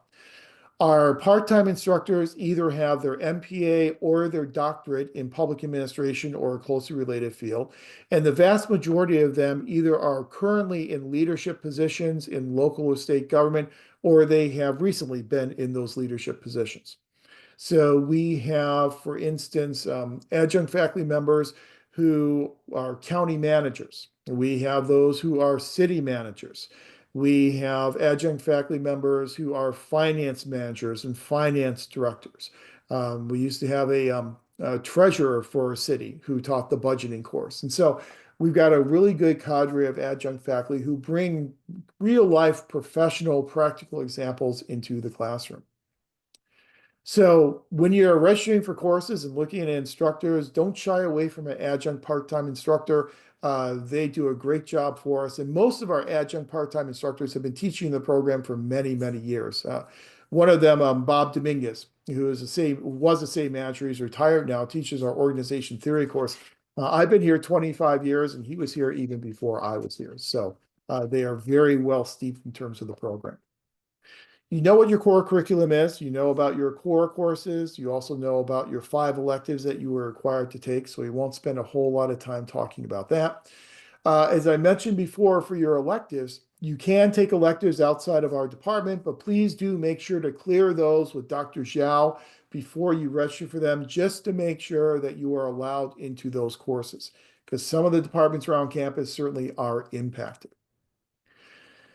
If you have completed graduate coursework at another university, you can transfer in up to 9 credit hours from another university. So you started at another Cal State MPA, you completed 3 courses, 9 credit hours, you can then bring that into your studies. But if you are doing that, make sure that you list those transfer courses on your draft advancement form so I can take a look at them.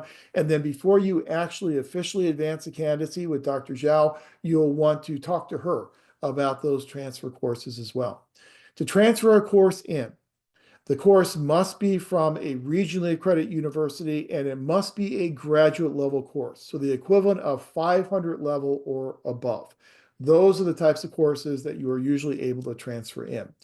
Any courses you transfer in will be transferred in as electives. All of your core courses must be completed in residency here in the Cal State Long Beach program.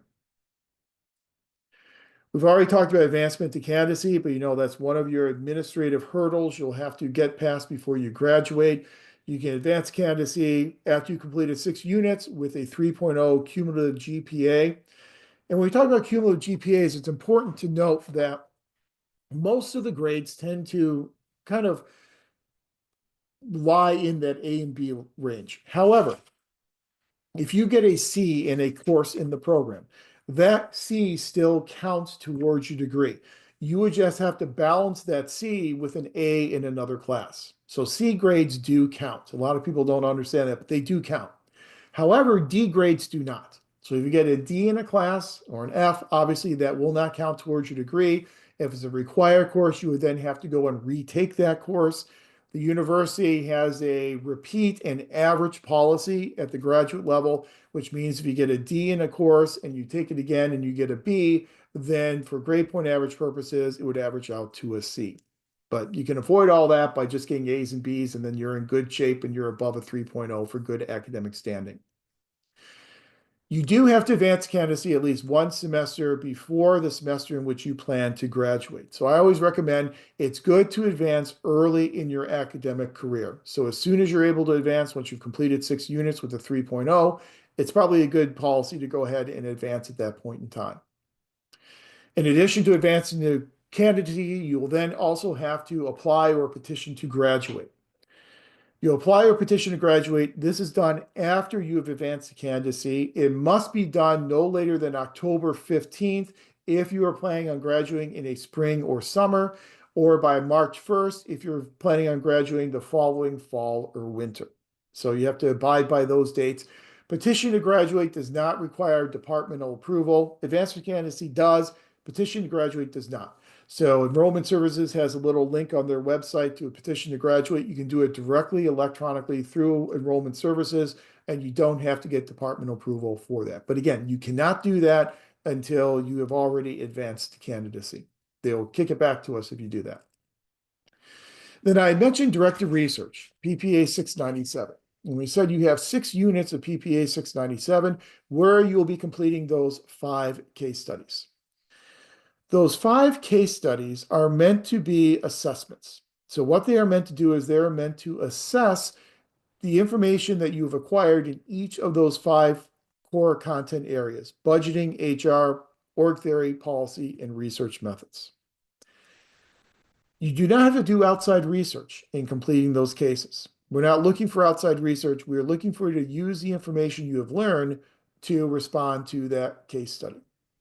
The case studies tend to be relatively short. They tend to be about 5 to 7 pages in length, but they take a lot of thought and they take a lot of time. And so that's why we require 2 sections of 697, a total of 6 units.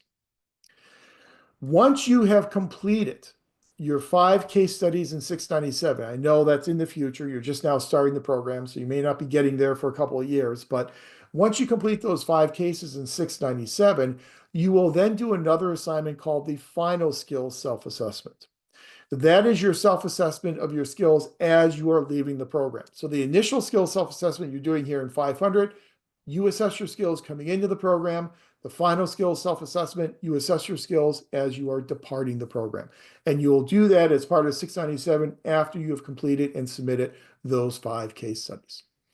697 is not a classroom-based course, meaning that there are no class meetings for it. It's just individual work on those 5 case studies. So I've also mentioned before, and there are 3 options in the program: the general option, the urban affairs, and the public works option.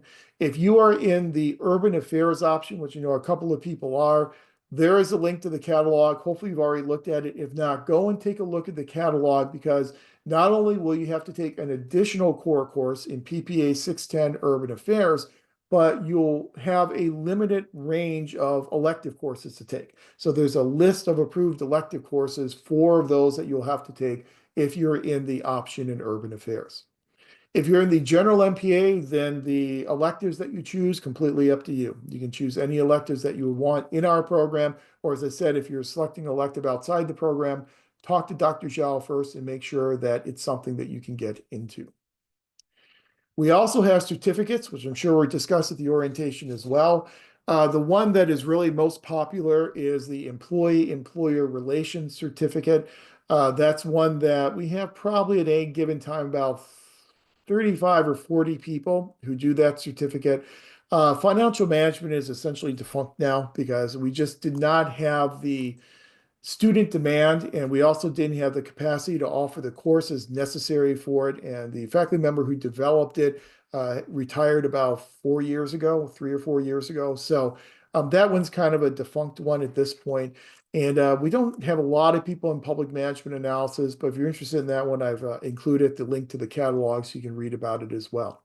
These certificates are designed that you can do the certificate within your 39 units for the MPA degree. So they don't require you to go beyond 39 units. You would just have to be careful in terms of which electives you select so that those are the electives that count for the certificate that you want to do. Now, you do not have to do a certificate. It's an add-on. It's completely up to you. Vast majority of our students do not do a certificate, but if they do a certificate, it usually tends to be the employee-employer relations one. So once you are ready to leave the program, we're looking ahead in the future now, but just to kind of let you know what's coming up in a couple of years for you, when you are ready to leave the program and you have completed 697, your final exit requirement is the completion and submission of the student learning portfolio. Now, the student learning portfolio is a little bit different than what it used to look like. It's a record of the work you have done in the program. So it's kind of this visual assessment tool where you can assess the work you've done in the program, and then we as a faculty can assess that work as well.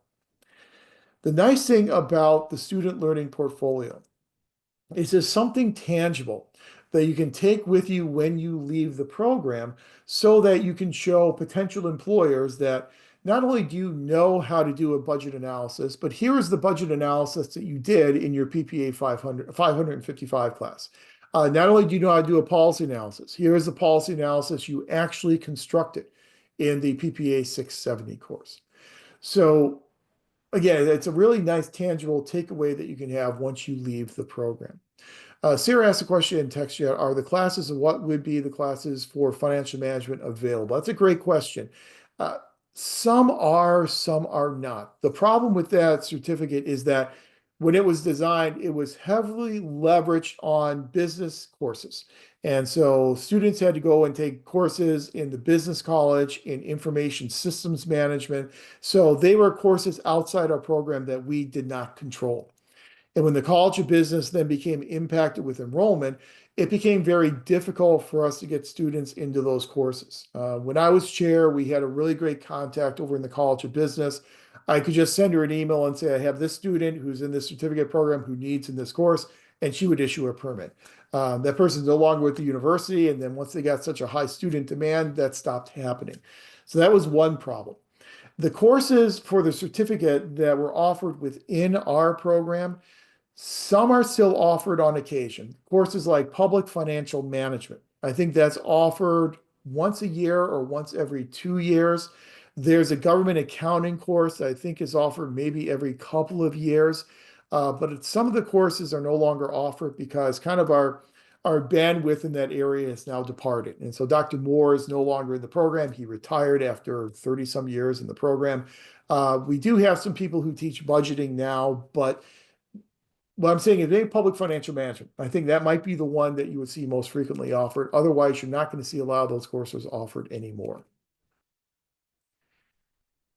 Hopefully, in the future, we'll be able to hire a person who is target it toward budgeting, and we'll be able to maybe revive that in the future.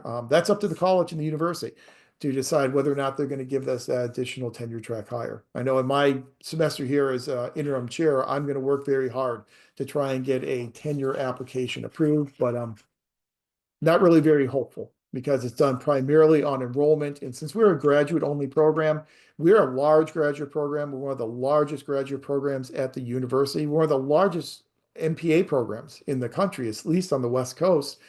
The problem, though, is you've got a lot of other departments in the college that are undergraduate.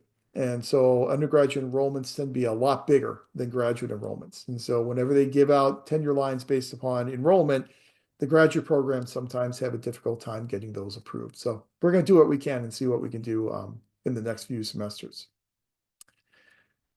So the purpose of the student learning portfolio is to provide you with this takeaway once you have left the program. The student learning portfolio has really been streamlined in recent years. We started using it back almost 20 years ago now, and we've learned a lot from it. And so what we have done is we've streamlined it into 3 parts. There are only 3 parts of the student learning portfolio. Part 1 consists of the initial skills self-assessment that you are completing here in this course, and the final skills self-assessment that you will be completing in 697. And that's it. You put your initial skills self-assessment there, your final skills self-assessment. That's part 1 of your student learning portfolio. There are no approval forms that are needed. You just put them in there as you have completed them in 500, and then as you complete the final skills self-assessment in 697. Then part 2 takes a little bit more explanation. In part 2, we have a requirement for what are called pre and post instructional assignments. So in each one of your core courses, with the exception of this course and 697, so in budgeting, HR, org theory, policy, and research methods, each of those courses will designate a pre and post instructional assignment. The pre-instructional assignment will be turned in usually within the first 3 weeks of the course. The post-instructional assignment will be turned in during the last 3 weeks of the course. They are usually similar assignments. But the goal is the pre-instructional assignment you will complete without using any information from the course. You'll only use what you know about the topic to answer the questions on that pre-instructional assignment. Then the post-instructional assignment you complete at the end of the course, you'll use all the information that you have acquired in that course in order to do that post-instructional assignment. So these are course-related bookends that allow us to see how you dealt with these issues when you came into the course versus how you deal with the issues as you depart the course. Every core of those core courses, those 5 core courses, will have a pre and post-instructional assignment. Now, whenever you take those courses and you review the syllabus for those courses, look for what is designated as the pre-instructional and the post-instructional. Instructors are required to have pre and post-instructional assignments. However, being required to do something does not necessarily mean it always happens.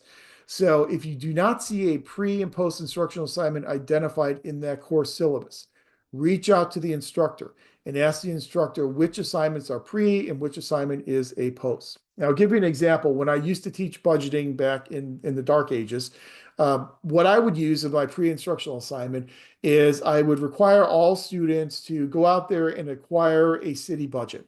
And today that's as easy as just going to the city website, and there'll be a link on there for the city's budget, downloading the budget, read the budget, and then answer 8 simple questions about that budget format using nothing from the class whatsoever except what you already know about budgets. And I would have that due the beginning of the 2nd week of the course.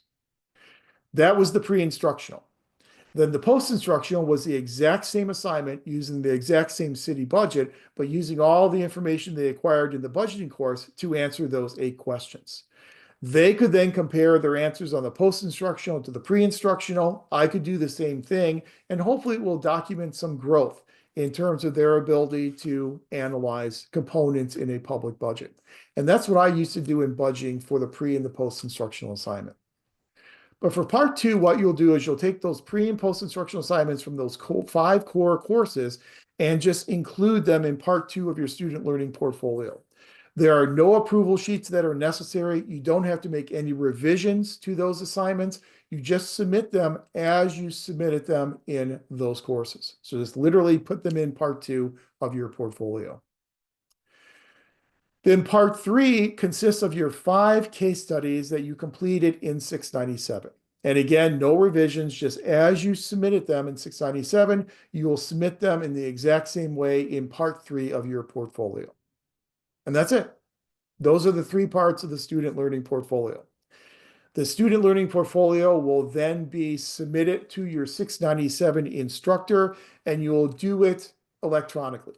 So you'll do it through what we call OneDrive. If you haven't used OneDrive before, when you log into your sso.csulb.edu site, you'll have all these different chiclets. You'll have an email chiclet, an Outlook chiclet. You'll have a chiclet on there, an icon for Canvas, where you can access Canvas. And you'll also have one on there for OneDrive. Every faculty member and every student has their own dedicated OneDrive account. You would click on that OneDrive, go into your OneDrive account, and submit your student learning portfolio, share it with your 697 instructor. They would then review it and would then approve your portfolio. The portfolios are only reviewed for, are the 3 sections in there? Is it organized? That's it. Your 697 instructor will not go back and regrade any of that work. They'll just make sure that everything has been submitted in those 3 different sections. And that's all there is for the student learning portfolio. General rule of thumb is student learning portfolios must be submitted by December 1st if you're graduating in the fall, and May 1st if you're graduating in the spring. And again, most of you are very far away from this right now, but just kind of let you know what you'll have to look forward to as you get toward the end of your time in the MPA program. So kind of wrap this up a little bit. What are some of the important policies of both the university, the college, as well as the department? As I mentioned, advancement to candidacy must be done at least 1 semester before the semester in which you plan to graduate. So I always recommend advance to candidacy early in your career. Once you've got those 6 units done and a 3.0 GPA, you should go ahead and officially advance. There is also a 7-year rule. The university requires from the time that you are matriculated into the university, you have 7 years to complete your master's degree. If you do not complete your master's degree within 7 years and you don't have acceptable enrollment leave forms that have been submitted, you've exceeded your maximum allowable time in the program.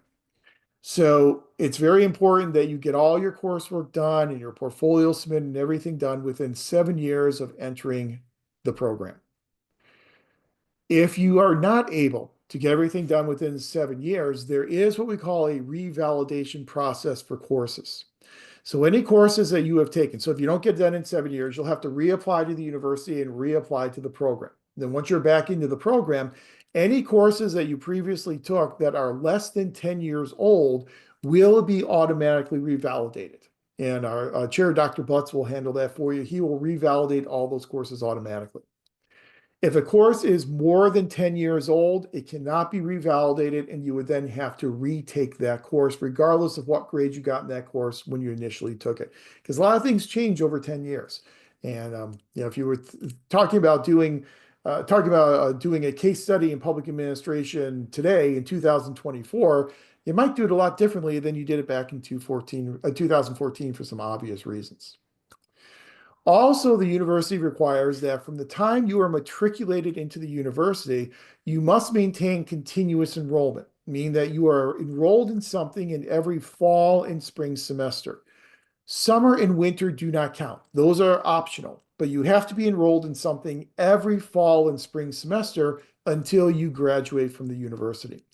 If for some reason you're not enrolled in any units in a fall or spring semester, university considers that to be a break in enrollment. They will require you to reapply to both the university as well as your program. If for some reason you find yourself unable to take classes in either a fall or a spring semester, there's a very easy education leave requirement. The education leave form is online in Enrollment Services website. You just fill out that education leave form, submit it online to Enrollment Services. That will then stop the clock from ticking, and you'll be able to take that semester off without breaking enrollment and then come back the following semester. So that's an education leave form. There are also other permutations of the education leave form. If for a medical reason, there's a medical leave form. But an education leave form, you don't really have to have any medical reason for. The university will approve it and stop that clock from ticking and make sure you don't break your enrollment. So if you cannot register in a semester, make sure that you complete that education leave form. Also, make sure you remain in good academic standing. Good academic standing for graduate students is defined as a cumulative GPA of 3.0. If you fall below a 3.0, then you'll be placed upon academic probation. This is done by the university, so we don't have a whole lot of control over that as a department. The university kind of does this automatically. If you get placed upon academic probation, you will then have to meet with either the chair or the graduate advisor and put together an academic plan to get off of probation, to get your GPA back up above a 3.0, to remedy that deficiency. Technically, if their deficiency is not remedied in 2 semesters, then you could be subject to academic disqualification from the university. Now, after COVID, the university has been working really hard to not academically disqualify students. And so if you get on probation, you fill out an academic plan with Dr. Zhao or Dr. Butts, you adhere to that academic plan, then you should probably be in good shape to get back in good academic standing and complete your degree. Or avoid all that altogether by just getting all A's and B's in your courses and keeping a 3.0 GPA. There is a grade appeals process, which I don't know if they mentioned in the orientation or not, but there is a grade appeals process if you want to appeal a grade that you receive from an instructor. The only way to appeal a grade is to show that that grade was awarded in an arbitrary, capricious, or prejudicial manner. Grade appeals, the burden of proof is on the student. So the university assumes that the grade that was recorded was the accurate grade. And it's up to students to then prove otherwise by proving it was arbitrary, capricious, or prejudicial.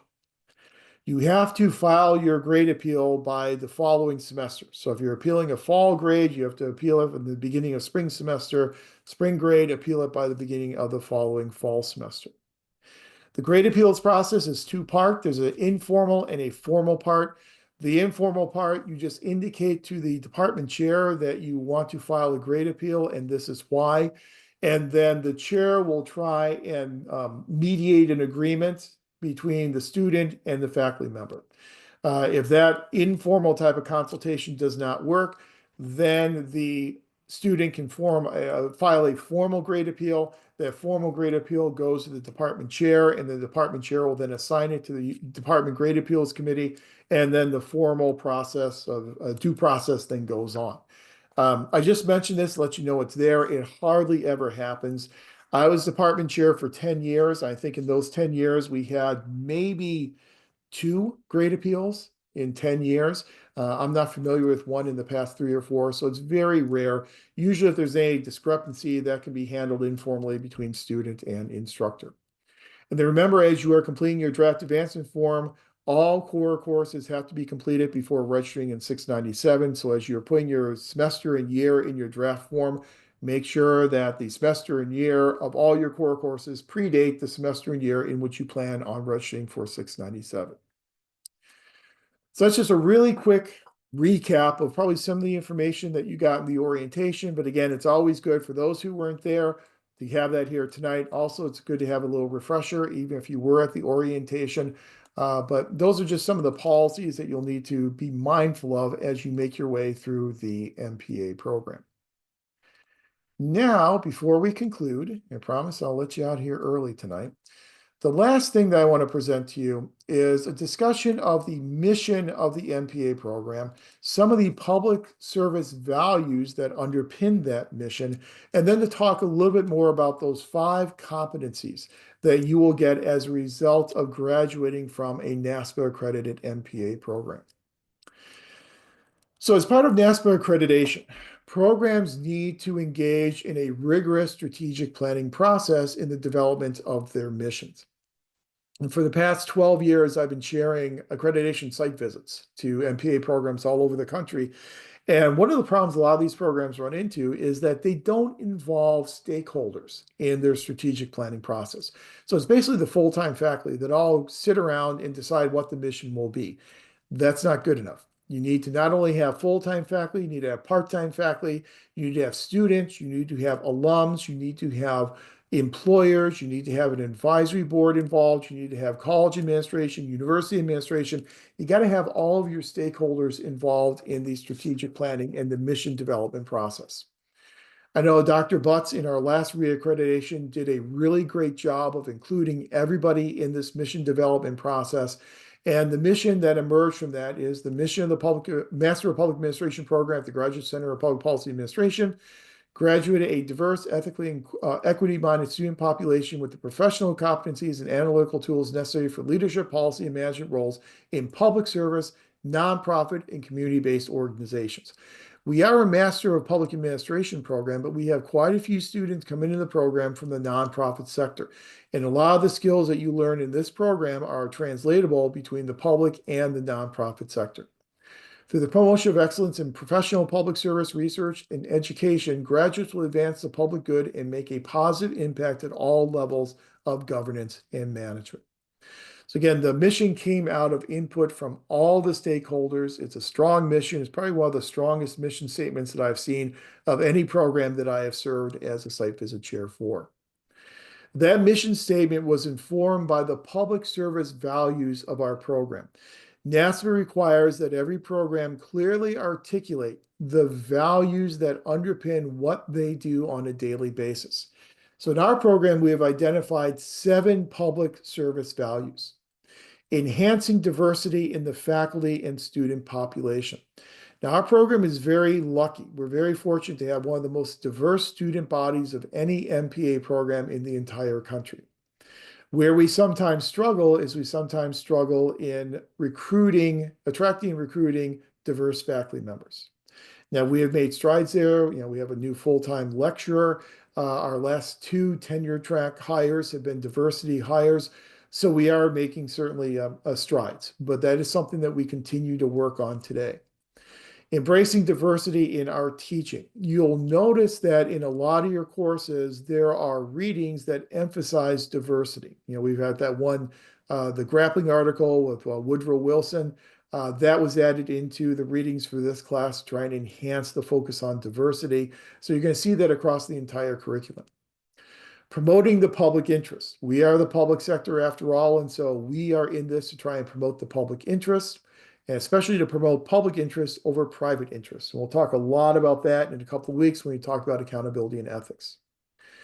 Speaking of ethics, to promote ethical behavior. You get ethics throughout the entire curriculum. NASPA allows programs to deal with public sector ethics in 2 ways. One way is you can create a standalone required course in public service ethics. If we did that, that would add 3 units onto our 39-unit requirement, making it a 42-unit requirement. We have decided not to do that because of the additional time and the additional cost for students. So instead, what NASPA allows us to do is we're allowed to sprinkle discussions of ethics throughout our entire core curriculum, and that's what we have done. So you have 1 week here in this course where we will talk about accountability and ethics. You'll have ethics covered in budgeting. You'll have ethics covered in how you manage personnel. Ethics will be covered in how you create ethical organizations in 660, ethics in policy, ethics in research methods. So you'll see ethics throughout the entire curriculum. Integrity, obviously going hand in hand with ethics. Social justice. One of the things we'll talk about in this class, and you'll talk about in some of your other courses, is the evolution of public administration and how public administration, through its evolution, has really entered into what we call the new public administration, where in addition to values such as efficiency and effectiveness, we now really place a major focus on social equity and social justice. That reflects public administration in modern times. And so you'll see us talk a lot about social equity and social justice in a lot of our courses. And then obviously professional competence. You need to have the skills necessary to effectively lead and manage in public and nonprofit organizations. You need to understand how to read and how to manage a budget. You need to understand how to, the laws and the regulations that surround civil service and surround unionization and collective bargaining in personnel. You have to understand what it takes to lead an organization and to make an organization effective and efficient. And so those are the competencies that you will get in this program. And speaking of those competencies, NASPA has actually identified what they call 5 universal required competencies that every NASPA accredited program needs to emphasize. So anyone who graduates from a NASPA accredited program needs to demonstrate these 5 competencies: to lead and manage in the public interest, to participate in and contribute to the policy process, to analyze, synthesize, think critically, solve problems, and make evidence-informed decisions in a complex and dynamic environment, to articulate, apply, and advance a public sector perspective, and number 5, to communicate and interact productively and in culturally responsive ways with a diverse and changing workforce and society at large. These 5 competencies need to be interwoven within the MPA curriculum, and that's exactly what we have done. So for instance, in this 500 course, you will get the competency of the lead and manage, because we'll talk about budgeting, we'll talk about managing human resources, managing organizations. So you'll get that certainly here in this course. You'll get a bit on participating and contributing to the policy process. We'll spend 1 week talking about the policy process and what public administrators do as part of that policy process. You will certainly be analyzing and synthesizing and thinking critically about issues of import in the field of public administration. We'll spend quite a bit of time talking about differences between the sectors so that you can articulate, apply, and advance a public service perspective. And you'll be completing these Canvas essays and engaging with your colleagues to demonstrate the ability to communicate and interact productively and in culturally responsive ways. So all 5 of these competencies you will see here in this 500 course. When you go to budgeting, you'll have a lot of lead and manage. When you go to policy, you'll have a lot of participate and contribute to the policy process. So depending upon your course, you may have an emphasis placed on different competencies, but once you have completed the core curriculum, you have been exposed in multiple venues to all 5 of these universal required competencies. And it's important as you enter the program that you are aware of what these competencies are, so that as you move through the program and then eventually leave the program, you can ensure that you have acquired these competencies as you have left Cal State Long Beach. So I just think it's important in our first night here that you're aware of NASPA accreditation and you're aware of what types of competencies you can expect to get as a result of your time here in the program. So that is my brief, well, I don't know how brief it is, but a somewhat brief introduction to the course, introduction to the MPA program itself. Do you have any questions at all about either the program, the course, the syllabus, anything at all that we have covered? Yes, go ahead. Hi, yeah, I had a question about, you mentioned earlier in the beginning of the class that like our last meeting date would be March 11th, but I think the spring semester doesn't end until later. What was that reasoning again for, or did I mishear it? Yeah, we are a first half hybrid course, so we only meet for the first 8 weeks of the semester. And so we are done on March 11th, and then there'll be some second half hybrid courses that will begin the following week, and then those will go through the end of the semester. So we are only the first 8 weeks of the semester. Okay, cool. Yep. Thank you. Sure. Yeah, my pleasure. Oh, I have a question. Yeah, go ahead.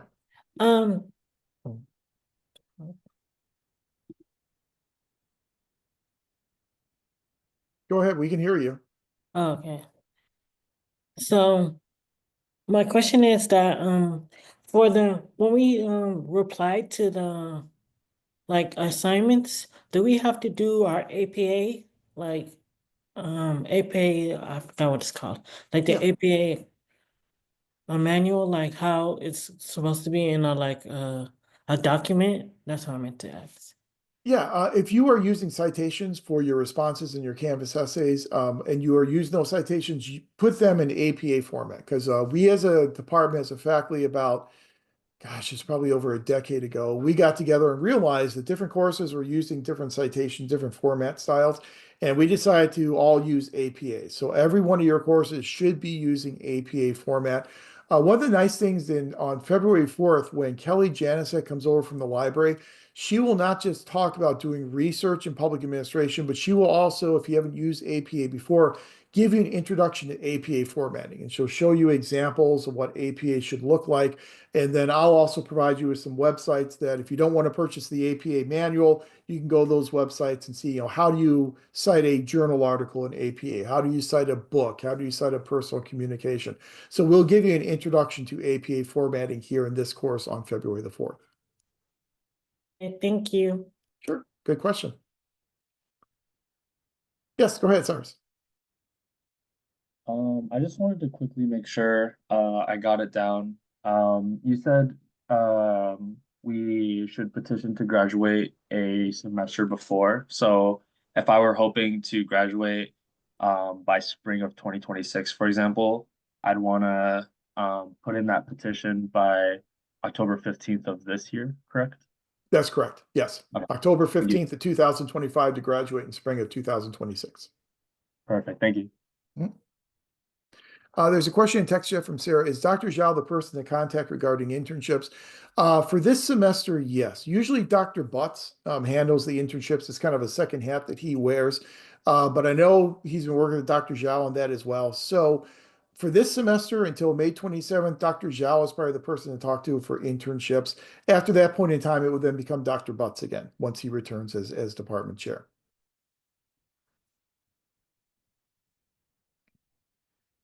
Great questions. Any other questions? Okay. Well, if not, it's nice virtually I meeting have all of you tonight. Go ahead, one, Barry. one last question. You did say that in order to get the CPACE courses to count for the elective credits, who would we have to talk to in order to get that approved? Just send me an email because I do the DLMPA program. So send me an email and list in that email what courses you took and when you took them, and then I'll get together with our CPACE friends and with the dean's office and see which one of those we can include. So just send me an email. Okay, I will. Thank you. Sure.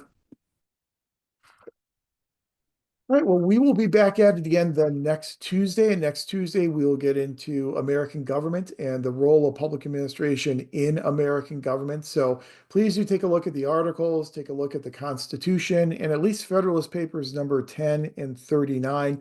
In the first half of class next week, I have a PowerPoint presentation. We'll go through some of the basics of American government institutions. We'll talk about the idea of power, what power is not. Talk about federalism, separation of powers, and all these things that have an impact upon public administration, public policy. Then after our break next week, we'll then take a look at the Constitution. And I don't know last time you had a chance to look at the Constitution, but this is probably the only chance you'll have in the MPA program to actually go through the Constitution. And what we do as public administrators, we have qualified good faith immunity, which means that in order to have that immunity, we have to endeavor not to violate the constitutional rights of citizens we deal with. So it's imperative that we understand the Constitution and the rights and privileges that are provided to people in that Constitution. So the second half of class we'll spend going through the Constitution next week. So take a look at those documents. And also, if you could, before next week, just give me a real brief introduction in the introductory discussion forum. Just whatever you're comfortable sharing is fine, just so we can kind of get to know each other before we really get into it next week. Okay? Thanks, everyone. I'll have this recording posted up by tomorrow morning onto our Canvas site. Any questions between now and Tuesday, shoot me an email. So I look forward to working with everyone. Have a great week. Thank you, Professor. Thank you.